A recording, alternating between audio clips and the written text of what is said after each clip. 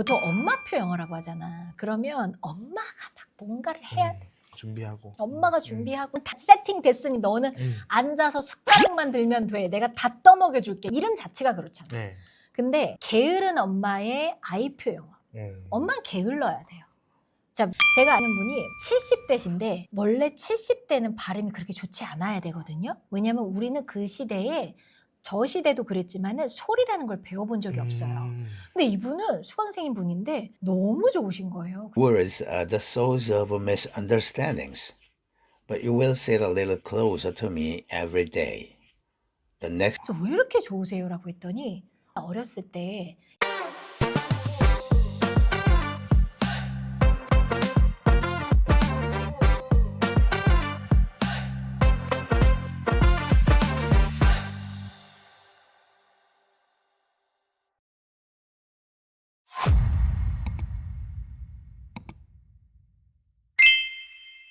안녕하십니까. 실천할 수 있는 교육 인사이트만 드리는 가든 패밀리 브루스 PD입니다. 여러분, 오늘의 가든 게스트는요. 주아쌤의 툭 치면 탁 나오는 영어 회화의 저자이신 이정은 작가님, 우리 주아쌤을 모셨습니다. 안녕하십니까. 안녕하십니까. 우리 시청자분들께 소개 한마디 부탁드려도 될까요? Hi guys, 안녕하세요 여러분. 소리튠 영어 주아쌤이라는 유튜브 채널을 운영하고 있는 주아쌤입니다. 만나서 반갑습니다. 오늘 귀한 시간 내주셔서 감사합니다. 감사합니다. 영어 교육 관련해서는 많은 학생들도 보시고 많은 학부모님도 보셨을 것 같은데요. 이런 부모의 아이는 다 영어 유창하게 하더라 라는 측면으로 좀 특징을 꼽아주실 수 있으실까요? 첫 번째, 아이를 믿어주는 부모. 이거는 사실 영어를 떠나서 교육적인 차원이에요. 아이가 혼자 할 수 있게끔 믿어주고 아이의 속도에 맞출 수 있는 사람. 근데 보통 어떤 책을 사래. 어떤 책이 좋대. 그러면 막 사줘요. 막 사주면서 저 옆집에는 이걸 해서 영어를 뗐단다. 너 왜 이렇게 느려?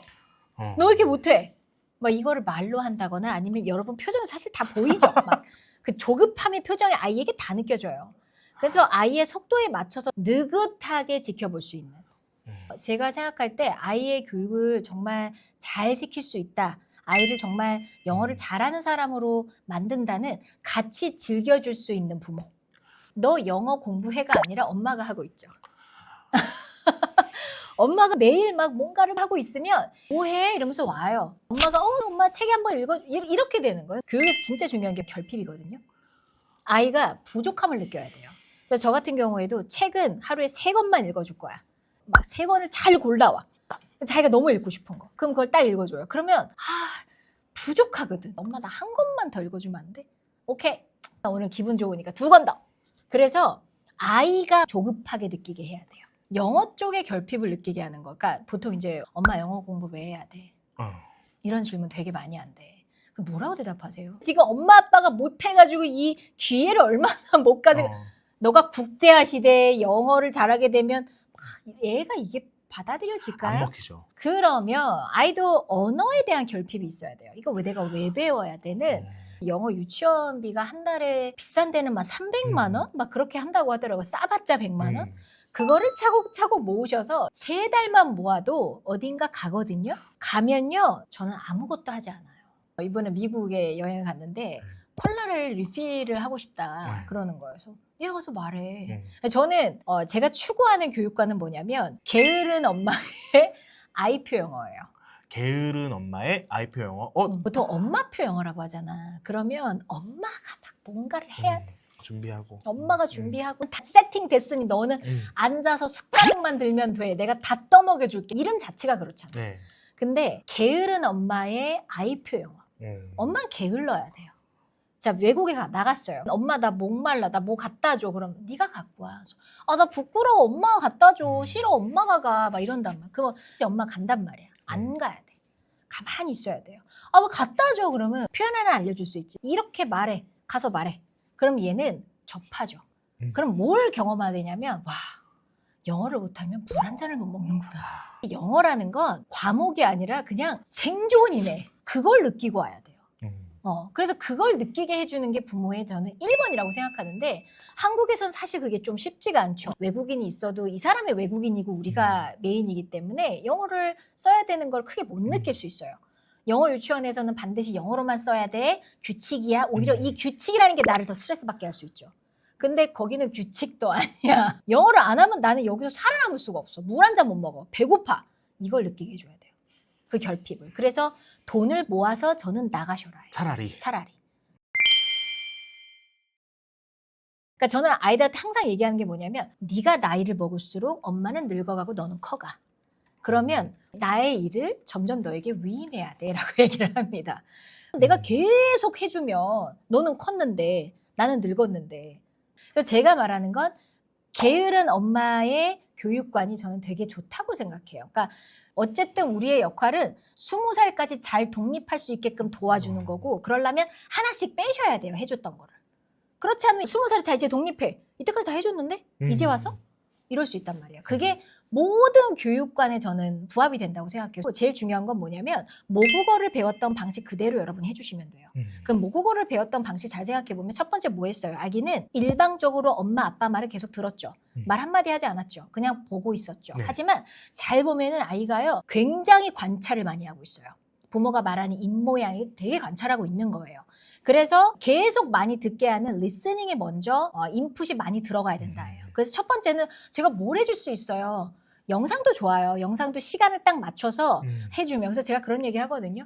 선생님, 아직 저는 아이가 뱃속에 있는데요. 영어를 어떻게 하면 잘할 수 있어요? 우리 집에는 한국어 TV가 나오지 않는단다. 이게 일본이 제일 좋아요. 근데 이미 아이가 태어났고 한국어 TV를 봤어. 그다음부터는 이제 협상을 하셔야 돼요. 보지 않습니다. 한국어가 편하거든요. 그러면 한국어를 요만큼 봤으면 너가 영어는 요만큼 봐야 돼. 이렇게 들어가야죠. 협상을 해야 돼요. 그래서 제일 좋은 건 처음부터 없다. 우리는 원래 없어. 이렇게 하는 게 제일 좋아요. 그래서 영어 인풋을 계속 많이 해주는 게 우리로서 제일 좋은 거. 그러면서 우리가 또 할 수 있는 거는 학부모들 사이에서 인터넷이 안 되는 스마트폰, 노란 마켓, 공부폰이 유행이라고 합니다. 공부폰이란 데이터와 와이파이 등 인터넷을 완벽하게 차단시켜주는 휴대폰을 얘기하는데요. 통계에 따르면 청소년 10명 중 5명은 스마트폰 과의존 위험군에 속한다고 합니다. 한 학급의 절반이 이에 해당하는데요. 공부폰을 사용하면 자녀들이 유해한 미디어로부터 안전하게 보호받을 수 있어 정서 발달에 도움이 되고 학업에도 집중할 수 있겠죠. 특히 어린이들의 경우 올바른 스마트폰 사용 습관을 길들이는 게 중요하기 때문에 학부모님들께서 첫 휴대폰으로 많이 구매한다고 하고요. 영어 사전, 영어 단어장, 두뇌 케어, 음악 케어 등 학업에 도움되는 기능까지 탑재돼 있어 고3 수험생에게도 인기가 많습니다. 노란마켓에서 공부폰을 구매하면 자녀들의 안전한 등하교를 위해 실시간 아이 위치 확인이 가능한 삼성 갤럭시 태그2 제품을 사은품으로 드리고 있으니 많은 관심 부탁드립니다. 그러면서 우리가 또 할 수 있는 거는 엄마들이 책을 읽어주라고 하잖아요. 네. 이게 너무 좋거든요, 사실은. 한국 부모님들이 보통 내 발음이 구려가지고 코리안.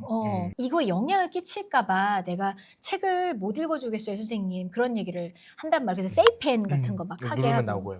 물론 그것도 되게 도움이 될 수 있지만 정서상 아이가 부모가 딱 껴서 그래야 아이가 책을 즐겨요. 그래서 아이한테 책을 읽어주는 것도 너무너무 좋은데 내가 조금 배우고서 하면 더 좋기는 해요. 그러니까 엄마가 즐기는 모습을 봐야 아이도 즐겨요. 그래서 저희 소리툰 영어에는 아이 육아 때문에 영어 공부하시는 분들 진짜 많아요. 저희가 이제 소리를 튜닝하는 프로그램이 있거든요. 그러면 이제 자기가 자신감 있게 책을 읽어줄 수가 있으니까. 그러니까 그걸 통해서 책을 읽어주기도 하고 그 다음에 아이가 좀 크잖아요. 엄마를 무시하기 시작한다고 하더라고요.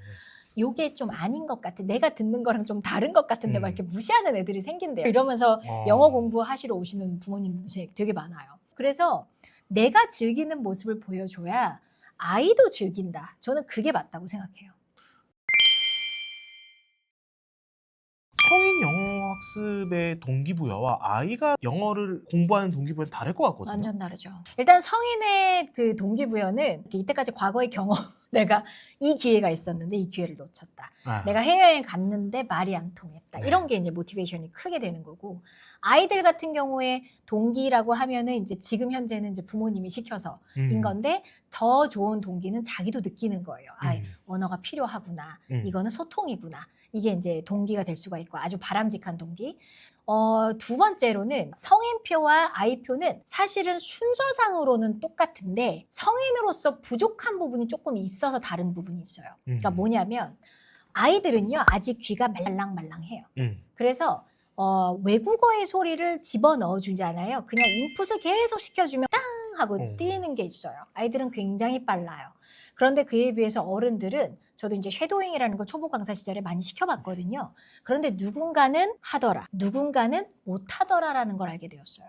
그게 너무 안타까웠어요. 둘 다 너무 열심히 해. 과제도 그렇게 잘 내. 그런데 어떤 돼. 사람은 안 돼. 왜 안 되지? 저는 이제 그걸 파기 시작했는데 이제 성인이 되면 점점 귀는 어두워지고요. 선호하는 감각이라는 게 있어요. 내가 어떤 정보를 받아들일 때 선호하는 감각이 있는데 우리 어렸을 때는 아마 어느 정도 거의 다 선천적인 정말 천재들 빼고는 피아노에 막 타고난, 체육에 타고난 애들 있잖아요.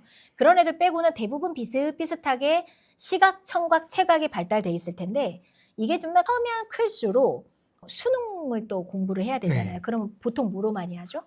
눈으로 많이 해요. 그래서 공부를 또 잘한다 그러면 눈으로 정보를 잘 받아들인다는 얘기예요. 그런 사람들이 전 세계 60% 이상이에요. 시각형이.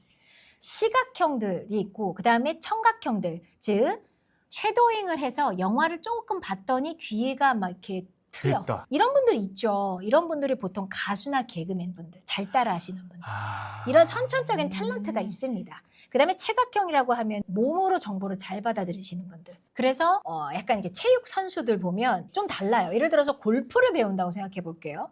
체각형들은 이렇게 프로가 한번 딱 잡아주는 그 한 번의 몸을 기억해. 근데 시각형들은요. 골프를 잘해야지, 영어를 잘해야지. 그럼 뭐부터 찾아보냐면 잘하는 법, 이론을 찾아요. 그래서 시각형들이 공부 잘하시는 분들이 많습니다. 시각형을 제가 가르쳐 보니까 계속 들으세요. 안 돼요. 너무 많은 힘이 들어가고 에너지가 들어가고 잘 안 돼요. 그래서 이분들을 제가 어떻게 가르치기 시작했냐면 이론을 좋아한다 그랬잖아요. 소리의 이론을 따로 가르쳐요. 이 영어의 음소라고 하는 44개의 소리로 내는 음소가 있어요. 그 음소가 한국어의 소리랑 같은 게 거의 없어요.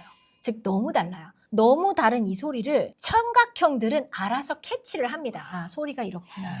근데 시각형들은 캐치가 안 돼요. 안 받아들여지는 안 받아들이고 튕겨나가. 나에게 의미 없는 소리야 하면서 튕겨나간다고요.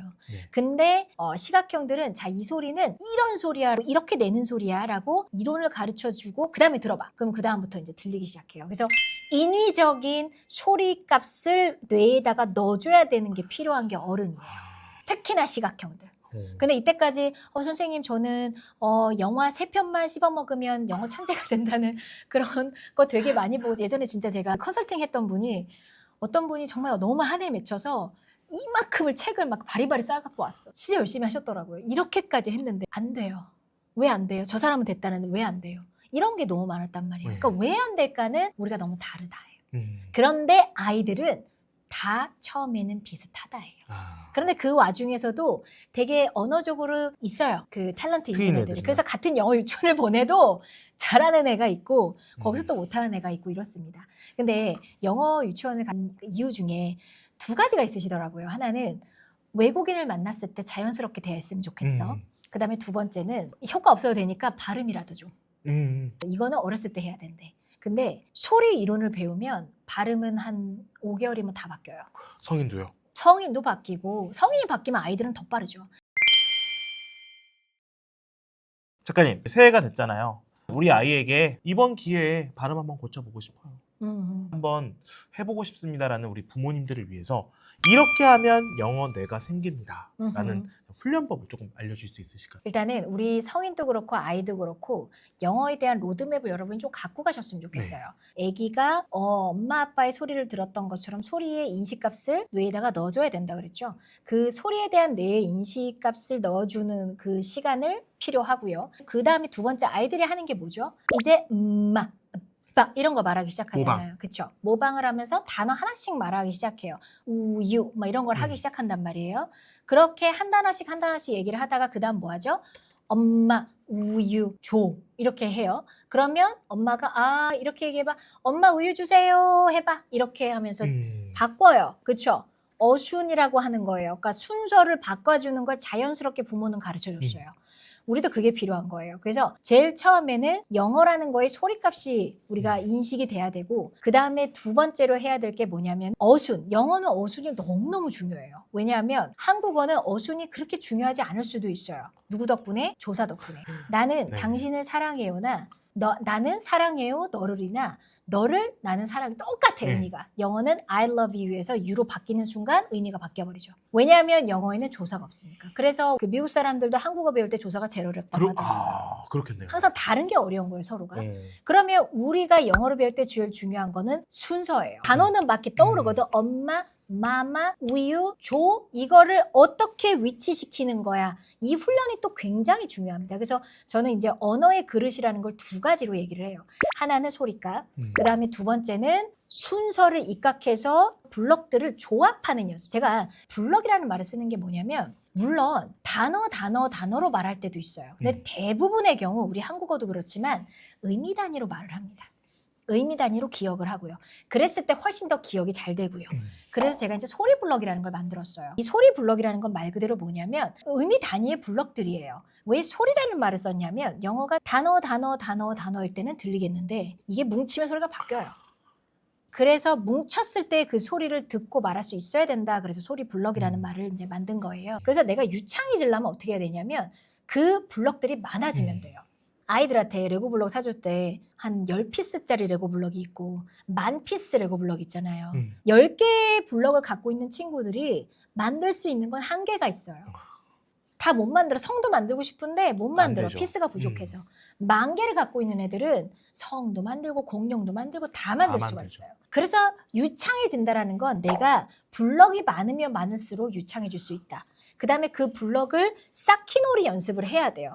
쌓는 연습을 인위적으로 시켜야 돼요. 이런 블럭 응용하는 연습을 많이 해야 돼요. 제가 이제 소리 튜닝이라는 걸로 이제 말을 만들었어요. 왜 튜닝이야? 막 이런 얘기 되게 많이 하시거든요. 그러니까 영어의 소리를 튜닝한다. 완전 바꿔버린다라는 느낌으로 저는 그걸 만들었는데 제가 이제 튜닝을 하다 보니까 5가지의 법칙이 필요하더라고요. 하나는 발성 자체가 완전 다르다. 영어는. 그래서 말할 때 안녕하세요. 한국은 보통 입에서 말을 많이 해요. 안에서요. 그런데 영어는 입 안쪽에서 가슴팍에서 말이 많이 나와요. 왜 우리가 지하철 같은 데 탔을 때 다 한국인인데 미국인 한 명 탔는데 영어 딱 했는데 뭔지 모르겠지만 영어 하면서 보잖아요. 집중되잖아요. 소리가 웅장하게 퍼져요. 보통 우리가 플레이스먼트라고 하는데 여기서 소리가 나오는 거랑 이 넓이가 다르잖아요. 그리고 일본어는 보통 코에서 소리가 많이 나오죠. 이게 발성 위치라고 하는 건데 이게 아무리 이렇게 한 상태에서 영어를 발음을 해도 그들스럽지 않다라는 생각이 자꾸 들어요. 그래서 발성을 바꾸고 그 다음에 이제 소리 음소 44개를 다시 배워야 돼요. 소리는 어떻게 내는 거야? 발음 기호는 어떻게 읽는 거야? 제가 아는 분이 70대신데 원래 70대는 발음이 그렇게 좋지 않아야 되거든요. 왜냐하면 우리는 그 시대에 저 시대도 그랬지만은 소리라는 걸 배워본 적이 없어요. 근데 이분은 수강생인 분인데 너무 좋으신 거예요. Words are the source of misunderstandings, but you will sit a little closer to me every day. The next day, the little prince came back. 그래서 왜 이렇게 좋으세요? 라고 했더니 어렸을 때 영어 선생님이 발음 기호를 가르쳐줬대요. 근데 그때 당시에 좀 복골복이었죠. 어떤 선생님은 가르쳐주고 대부분은 왜냐하면 우리도 몰랐으니까 배워본 적이 없어요. 그런데 제가 만났던 외국에 나가지도 않았는데 갑자기 소리가 되게 좋아요 하는 분들의 대부분의 특징이 선생님을 잘 만나서 그때 당시에 발음 기호라는 거를 배워보신 분들은 어렸을 때는 귀가 트여있기 때문에 발음이 좋을 수 있어요. 근데 이게 시기를 딱 지나서 수능을 배우는 순간부터 굳어버려요. 근데 이론으로 배우면 굳질 않아요. 이론으로 알기 때문에. 그래서 계속 그 적용만 하면 되는 거거든요. 그래서 영어 소리는 내 인생에서 한 번은 꼭 배워야 된다. 그 음소가 전혀 다른 44개를 배우지 않으면 이제 깜짝 놀라요. 수강생분들이 보통 이제 배우고 나면 이렇게 달랐어요? 이런 얘기들 많이 해요. 그 다음에 이제 또 중요한 게 이제 리듬 강세예요. 리듬 강세라는 것만 바꿔도 굉장히 달라요. 한국어는 정박이에요. 따따따따. 안녕하세요. 감사합니다. 영어는 엇박이에요. 감사합니다. 그러니까 박자가 엇박이기 때문에 리듬감이 나오는 거예요. 그러니까 예를 들어 내가 영어를 못해. 그럼 나는 언어에 대한 감각이 없는 게 아니라 일본어였으면 잘했을 거예요. 그래서 이제 가르칠 때 힘들었던 게 박자를 못하시는 분들, 리듬을 못하시는 분들 영어 잘 못합니다. 대부분의 다른 수강생분들에 비해서 음치박치는 좀 오래 걸려요. 얘기합니다. 근데 그래도 어느 정도 고쳐질 수 있어요. 마치 음치 클리닉 온 것 같은 그런 느낌이라고 생각하시면 돼요. 그래서 인위적으로 영어라는 소리는 배워야 되는 이유가 너무 달라서. 리듬을 탈 줄 모르면 안 되고, 그리고 이제 해외 경험이 있으시니까 아시겠지만 오히려 발음이 틀어져서 얘네가 못 알아듣는 경우는 별로 없어요. 대부분 강세를 제대로 안 찍으면 얘네는 전혀 못 알아들어요. 우리가 오해하는 것 중에 하나가 외국에 나가서 내가 뭐라고 얘기했는데 못 알아들어. 예를 들어 제 친구 중에 미국에서 박사하던 친구가 있었는데 제 생일이라고 그 케이크를 이렇게 레스토랑에서 준비를 했는데 초를 안 갖고 온 거야. 웨이트레스한테 초를 좀 빌려주세요를 영어로 이제 해서 캔들이라고 했는데 못 알아듣는 거야. 캔들. 그래서 왜 못 알아듣지? 그래서 여러 번을 했대요. 캔들 막 계속 여러 번 그랬는데 그래도 못 알아들어. 그래서 써줬대. 이렇게 해서 이렇게. 오 이렇게 네. candle. 그래서 얘가 똑같은데, 괜히 난리야? 뭐 이런 거야. 왜냐면 내 귀에는 똑같거든. 내 귀에는 candle이나 candle이나 똑같거든. 그래서 이게 음정 박자를 타줘주지 않으면 얘네 입장에서는 평생 candle 이렇게 했던 애들이기 때문에 candle 너무 어색한 거예요. 완전 다른 걸로 인식을 해요. 리듬 강세는요. 어떻게 보면 지금 당장 내가 소통해야 될 제일 중요한 요소 중에 하나예요. 네 번째는 연음이라고 하는 건데 이거는 배우지 않으면 들리지가 않아요. 영어에 제일 짜증나는 게 연음이거든요. 그래서 이런 게 있었어요. 여러분 이거 한번 읽어보세요. 뭐라고 읽으실 것 같아요? A bit of egg 이렇게 발음해주면 우린 다 알아들을 건데 얘네가 소리를 어떻게 내냐면 a bit of egg. 너무 이런 것들이 힘들어요. 그래서 영어는 기본적으로 다 연음이 된다고 생각하시면 돼요. 그래서 이렇게 소리라는 거는 뭉쳐지고 연음이라는 게 되는구나를 인지를 해야 그 다음부터 들리기 시작하고 그래서 소리 블럭이라는 게 통으로 그렇게 소리가 난다라는 걸 기억을 해야 듣자마자 이해가 가고 내가 말했을 때도 bit of 너무 힘들어요. 효율적이지가 않다고요. 그래서 효율적으로 소리와 리듬 강세를 제대로 타주고 연음이라는 걸 이용해줘야 편하게 말을 할 수가 있죠. 다섯 번째는 이제 호흡이라고 하는 건데 이제 호흡이라는 건 뭐냐면 호흡을 타고서 하고 말했을 때 우리가 한 호흡에 말한다고 해요. 자, 예를 들어서 H를 한번 뱉어볼게요. H라는 단어를 할 때도 하, 히 이런 게 아니라 한숨 마시고 이게 H예요. 그냥 한숨 소리가 H예요. 히읗이 아니라는 거예요. 우리가 이제 ham이라는 단어를 할 때도요. 똑같은 호흡으로 하는데 숨 마시고 ham. 아까랑 똑같아요. 이거 뱉은 호흡이랑 똑같죠. 자, 이게 이제 문장으로 가볼게요. How do you do로 가볼게요. How do you do인데 얘도 how do you do 보통 한 단어 이렇게 소리를 내기 때문에 차피차피 끊어져요. 근데 이거를 호흡으로 가버리면은 한 호흡의 훅은 똑같거든요. 요거나 how do you do 똑같은 호흡이라는 거예요. 그래서 편해요 말할 때. 쟤네는 어떻게 저렇게 빠르게 말해요? 저렇게 빠르게 말할 수 있는 거는 호흡 덕분이에요. 오늘 이 영상 보시고 이것만 가져가셔도 영어 실력 달라집니다. 어디 가서 제대로 표현하네? 이런 소리 들을 수 있어요. 도와주세요는 영어로 뭐죠? Help? Help me. 그렇죠? 네. 그러면 도와줄 수 있어는 뭐라고 할까요? Can you help me? 그렇죠. 이렇게 할 수 있어요. 그래서 지금 can you라는 네. 우리 비비 블럭, 처음 시작할 수 있는 블럭, 무언가를 요청할 수 있을 때 보통 많이 쓰는 블럭이에요. 그 다음에 help me라고 하는 건 도와줘, 나를 도와주다라는 코어 블럭이에요. 두 개가 지금 만난 거죠.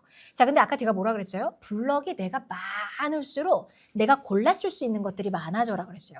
나는 조금 더 공손하게 하고 싶어. 그런데 내가 아는 게 can you밖에 없으면 공손하고 싶어도 할 수가 없는 거야.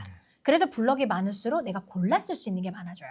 Can you 대신에 could you 이런 것들을 쓸 수도 있죠. 그래서 could you help me.